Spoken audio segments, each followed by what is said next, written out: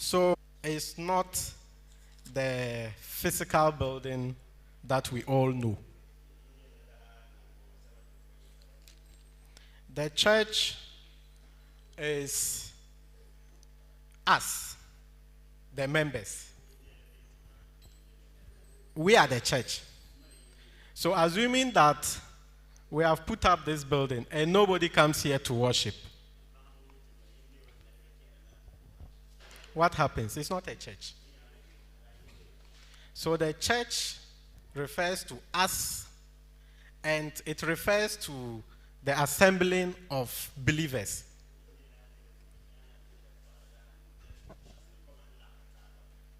So I want us to open our Bible to Matthew chapter 16, the verse 18. Matthew 16, the verse 18. Matthew 16, the verse 18. Okay, and it says, I say also unto thee, that thou art Peter, and upon this rock I will build my church. Let me explain this point further. He said, upon this rock I will build my church. So the church belongs to who? Who can answer that? Upon this rock I will build my church. This was Jesus talking. So the church belongs to who? I'm not hearing I'm not hearing you. Jesus. So the church belongs to what? Jesus. It's not for an individual. It is not some kind of comparison. Maybe my church is bigger than this church, or my church is... It's not like that. So he said, I will build my church. So the church belongs to Jesus. So everything we do here, the focus is on what? Jesus. Without Jesus, there is no church. So one, he said, I will build my church. But he said something. He said, it is on this rock I will build my church. So what is that rock? What is that rock? So let's look at Ephesians. Let's look at Ephesians. Ephesians chapter 2, 19 to 22. Ephesians chapter 2, 19 to 22. Now therefore, ye are no more strangers and foreigners, but fellow citizens with the saints and of the household of God. And I build upon the foundation of the apostles and prophets, Jesus Christ himself being the what? The cornerstone. So you see where the rock is. So the rock here refers to what? The foundation. And that foundation is what? Jesus Christ. So that is why the focus of the church is what? Jesus Christ. And Matthew 16, 18 further says that and the gates of hell shall not prevail. What does the gates of hell refers to here? It means the powers of darkness or the powers of death. So it means that if we know or believe that the church is centered on Jesus Christ,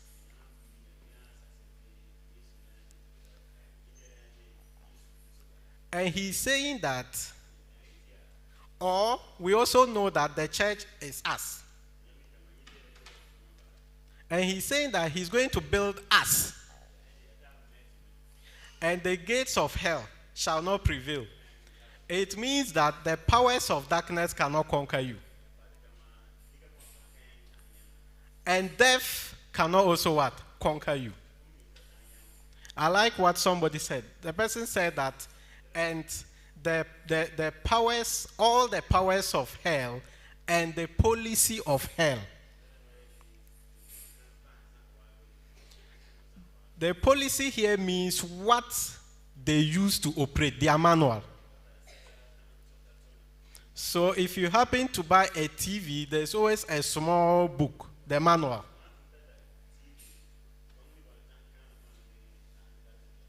And that's what you read to what? Know how to operate the what? The TV. So it says that all the powers and policy, therefore,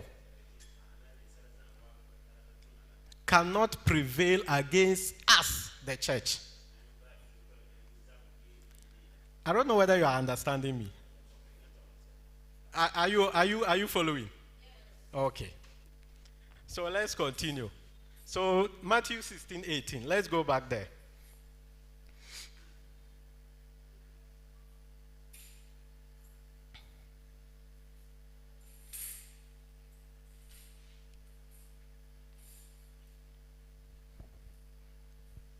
Okay. So look at it again. So it says, upon this rock I will build my church, and the gates of hell shall not prevail against it. So if you are here and you know that when you become born again, you are given power to become the sons of what? God. So that power is for you to what? Operate with. Maybe you feel empty, but the power dwells in you. So that power alone can stand against any powers of darkness. Or that power alone can stand against any sickness. Because he has called us unto himself. Okay. So, the church is the address, as Daddy said the last time. So he said, if you want to see Jesus, you come to what? Church. But I don't know, if you want to see Satan, where do you go? Who can help us? If you want to see Satan, where do you go? Well, I know that if you want to see Jesus, it is the church. So it is evident that without Jesus, there is no church. And the church should not be about us. It should not be about you. It should not be about... one funny thing is that anytime we are holding a program, there are some particular people I invite, but they will not come. Because they feel that so far as it is not a program organized by their church, they will not come. It means those people don't even understand the church. Because if you know the focus of the church is Jesus Christ, and I'm inviting you to come to church for a program, and you feel that because it's not your church's program, you don't need to be here, that's an error. So, what is God's plan for the church? What is God's plan for the church? Let's look at Ephesians 1, 3-6. Ephesians 1, 3-6. What is God's plan for the church? Ephesians 1, 3 to. I want the Is it the message or is it the amplified version? Okay. How? Okay, this is the No, let's go to the other one, the previous one. The message. Okay. How blessed is God, and what a blessing He is. He is the Father of our Master, Jesus Christ, and take us to the high places of blessing in Him.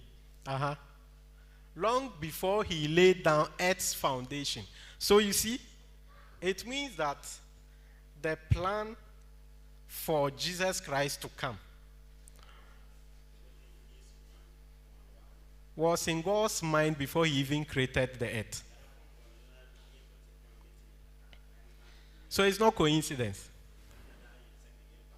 It's there. He said long before He laid down earth's foundation, meaning long before He created the earth. He had us in mind, though. And it says that had settled on us as the focus of His love to be made whole and holy by His love. Oh, you didn't hear that one? I said, oh, you went back or forward. So long before He laid down earth's foundation, He had us in mind, had settled on us as the focus of His love to be made whole and holy by His love. So long ago, He decided to adopt us into His family through Jesus Christ. And it says what pressure He took in planning this. So He wanted us to enter into the celebration of His lavish gift given by the hand of His beloved Son. Let me see the amplified version. This part. Okay, so that we might be to the praise and commendation of His glorious grace, favor and mercy, which He so freely bestowed on us in the beloved. So you see, before the earth was made,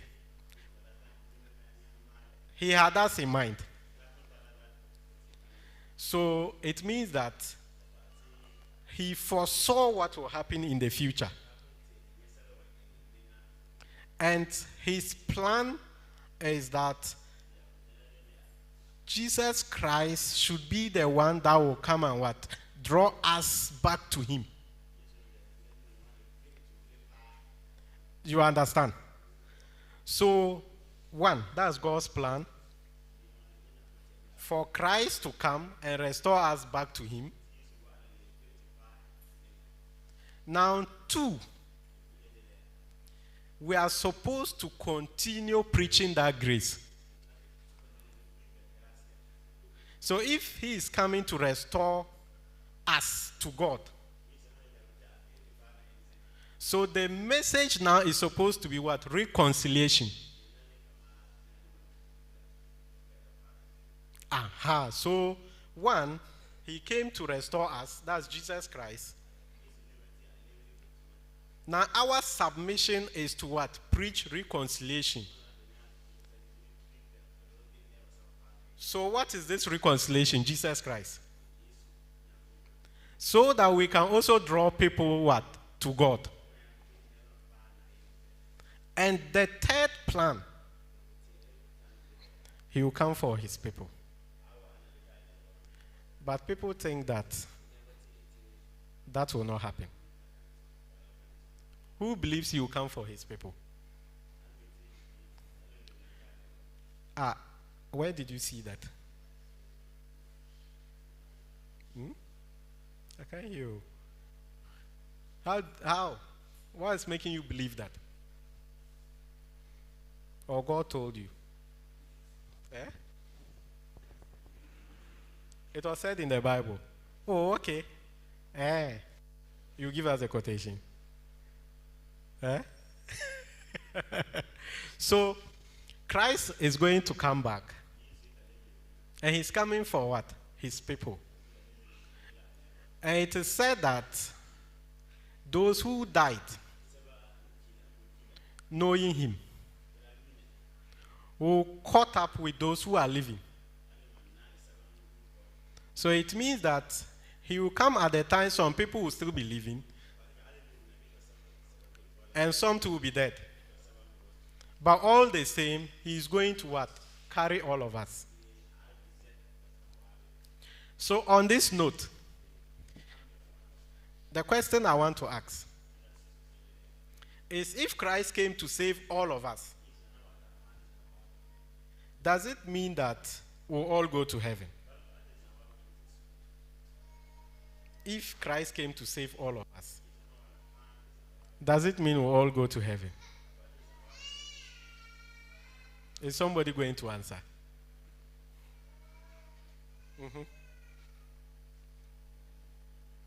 As we are seated here,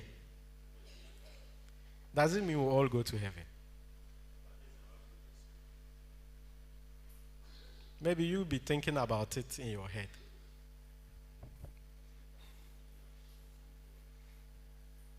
But I can tell you that it's a big no. It's not all of us that will go to heaven. Why? Because if you don't catch up with the restoration unto God, if you have not yet accepted Christ, it means you will not go. So that's why it says that those who died knowing him. So it means that some died without knowing Christ, meaning they will not go. It's the Bible that is saying it. So if you are still living, it means you have the chance to be restored back to God. In that case, it means you can be what? Citizens of what? Heaven. So the purpose of God is still to redeem men and women. He says in the Bible that he is not willing that any should perish. But the question is also that if he is not willing that we should perish, does it also mean we'll all be saved? It's only those who submit to Christ, those who are in Christ. So, are you in Christ? Are you in Christ? I'm not in your heart. You know your heart. And you know what is in your heart. So the question I'm asking, are you in Christ? Have you repented? Bear in mind that if you are not in Christ, you cannot make heaven. So the message this evening is that, and it's simple, that God's plan, which he had even before he created the earth, is to restore us back to him through Jesus Christ. And we are to submit to what? The reconciliation message. And that is still Jesus Christ. And for his plan to be complete, he will come back for his people. And who are those people? Those who are in Christ, or those who have what? Repented. So if you are here, and inside or deep inside you, you know that your walk with God Excuse me to say is zigzag. You know zigzag? No one was in school. We those who used to disturb in class. Eh? We can't sit at one place. And so most of the times you see our trousers here top. So you send it to the tailor, then they'll do some zigzag like this. Then you wear and go back to school. And you know what happens when you get back to school? The way they'll laugh at you. Hmm? So if you know that your walk with Christ is like that, eh?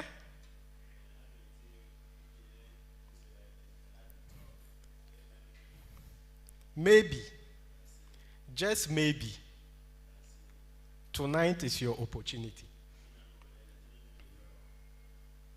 So as we are seated, and I'm bringing the message to a close, just bow down your heads and pour out your heart. You don't need to shout. We don't even need to hear you. Just talk to God.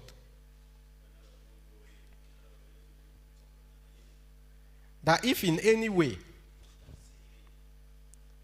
I have backslided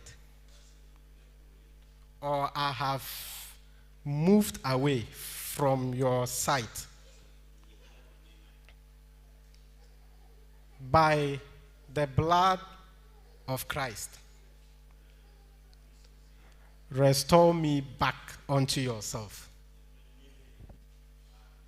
Just speak to God. You know your heart. Talk to God.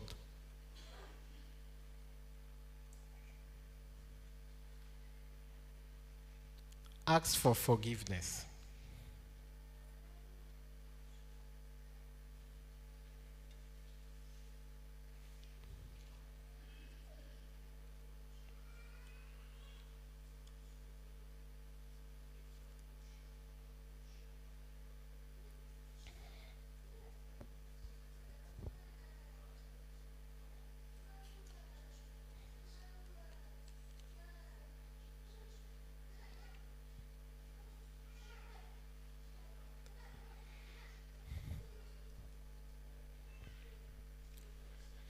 And as you ask for forgiveness from God, also commit your family into the hands of God.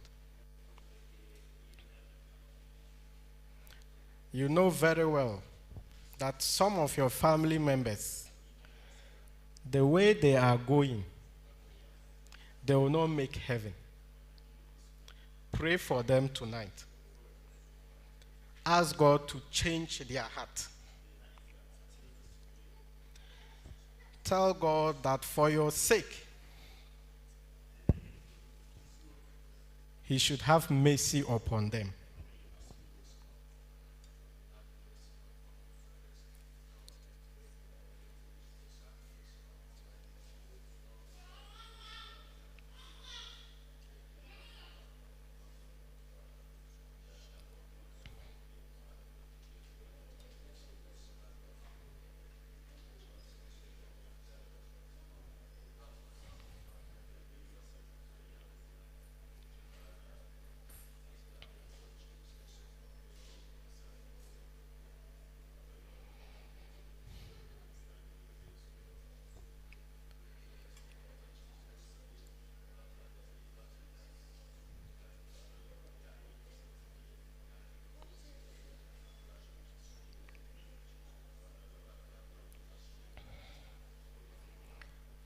Let's bring the prayer to a close by thanking Him for this wonderful message.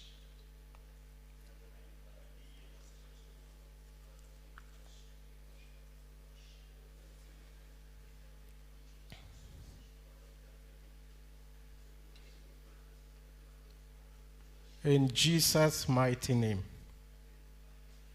In Jesus' mighty name. Are we blessed? Oh, are we blessed?